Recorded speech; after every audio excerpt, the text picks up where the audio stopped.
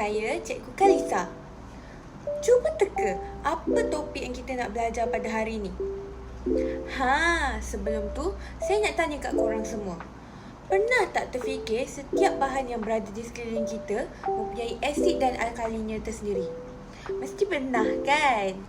Tapi macam mana pula kita nak tahu macam mana cara kita nak bezakan setiap asid dan alkali tersebut? Apa kekuatan bagi setiap asid dan alkali ni? Dah dapat agak kan kita nak belajar topik apa hari ni? Ya, tepat sekali, iaitu kekuatan asid dan alkali. Korang tahu tak? Asid dan alkali ni mempunyai dua jenis bagi setiap asid dan alkali tersebut, iaitu terdapat asid kuat dan asid lemah serta alkali kuat dan alkali lemah. Jadi, bagaimana cara untuk kita bezakan setiap kekuatan asid dan alkali tersebut? Okey, jom saya nak tunjuk. Cara kita nak bezakan kekuatan asid dan alkali ialah ianya bergantung kepada darjah penceraian atau boleh dikenali sebagai darjah pengayunan di dalam air. Macam mana tu? Pertama sekali, saya akan menerangkan tentang asid kuat. Asid kuat merupakan asid yang dapat mengayon secara lengkap di dalam air untuk menghasilkan kepekatan ion hidrogen H+ yang tinggi. Sebagai contoh, saya memilih HCl, iaitu asid hidroklorik. HCl merupakan asid kuat kerana semua molekul hidrogen klorida yang telah larut di dalam air telah mengayon secara lengkap kepada ion hidrogen H+ dan juga ion klorida Cl-. Jadi ini bermaksud tiada sebarang HCl yang wujud di dalam larutan tersebut. Ini merupakan persamaan yang terbentuk di dalam proses ini. Antara contoh asid kuat lain ialah asid hidrobromik, HBr, asid perklorik HClO4 dan asid sulfurik H2SO4. Seterusnya, cara untuk kita mengenal pasti asid lemah ialah asid lemah ialah asid yang hanya mengayon secara separa di dalam air. Tadi kalau kita belajar pasal asid kuat, dia secara lengkap kan? Tapi asid lemah ni dia hanya separa sahaja bagi menghasilkan kepekatan ion hidrogen H+ yang rendah. Sebagai contoh, saya memilih asid etanoik CH3COOH sebagai asid lemah. Darjah perceraian bagi molekul asid etanoik ialah sebanyak 1.54%.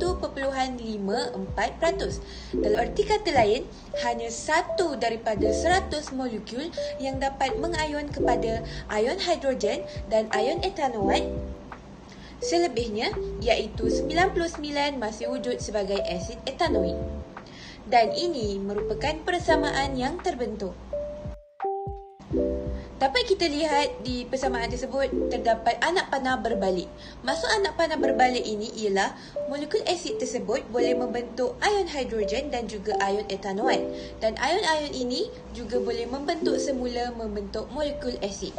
Contoh asid lemah yang lain ialah asid benzoik, asid sulfur dan asid nitrit. Tahukah anda, di dalam badan kita juga mengandungi asid kuat yang terletak di bahagian perut yang berfungsi untuk menghancurkan makanan yang dimakan oleh kita supaya lebih mudah untuk dicerna menjadi zarah yang lebih kecil.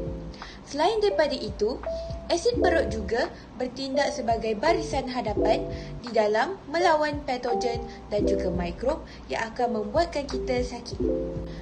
Seterusnya, bagaimana pula dengan alkali kuat dan juga alkali lemah? Konsep dia sama sahaja dengan asid kuat dan juga asid lemah.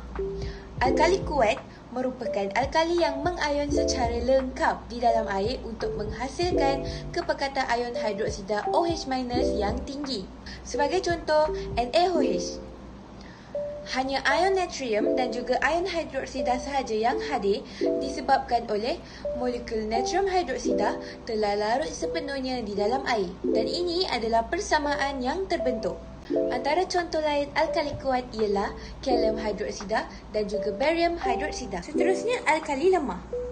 Alkali lemah pula alkali yang hanya mengayon secara separa di dalam air untuk hasilkan kepekatan ion hidroksida yang rendah. Sebagai contoh, larutan amonia NH3. Darjah penceraian amonia hanya 1.3%, iaitu hanya 1 daripada 100 molekul yang menerima ion hidrogen daripada molekul air. Jadi, hanya sebilangan kecil sahaja ion hidroksida yang hadir di dalam larutan. Dan ini merupakan persamaan yang terbentuk. Antara contoh lain alkali lemah ialah natrium hydrogen carbonate. Tahukah anda, terdapat alkali lemah di dalam ubat gigi yang berfungsi untuk menyencerkan asid yang dihasilkan oleh bakteria di dalam mulut.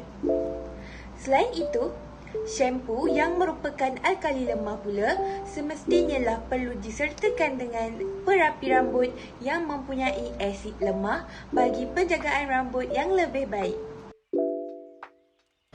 Jadi, dapat dirumuskan bahawa bagi setiap asid dan alkali, perkataan kuat bermaksud mengayon secara lengkap di dalam air dan menghasilkan kepekatan ion yang tinggi.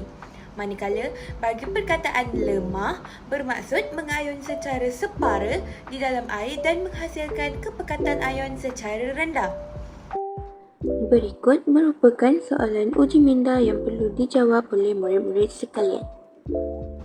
Saya harap video pengajaran saya ini dapat membantu murid-murid semua untuk lebih memahami tentang kekuatan asid dan alkali. Sekian, terima kasih. Bye.